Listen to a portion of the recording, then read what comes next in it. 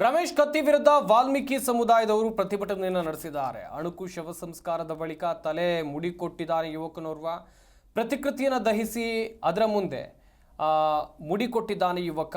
ಜಿಲ್ಲಾಡಳಿತ ಭವನದ ಒಳಗೆ ನುಗ್ಗಿ ಪ್ರತಿಭಟನಾಕಾರರು ಆಕ್ರೋಶವನ್ನು ವ್ಯಕ್ತಪಡಿಸುವಂತ ಕೆಲಸವನ್ನ ಮಾಡಿದರು.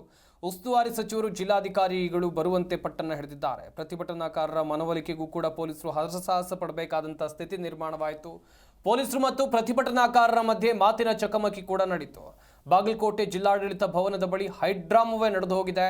ರಮೇಶ್ ಕತ್ತಿ ಬಂಧನಕ್ಕೆ ಆಗ್ರಹಿಸಿ ಪ್ರತಿಭಟನೆಯನ್ನು ನಡೆಸಲಾಗಿದೆ. ವಾಲ್ಮೀಕಿ ಸಮಾಜದ ಬಗ್ಗೆ ಅವಹೇಳನ ಪದವನ್ನ ರಮೇಶ್ ಕತ್ತಿ ಅವರು ಬಳಸಿದ್ರು.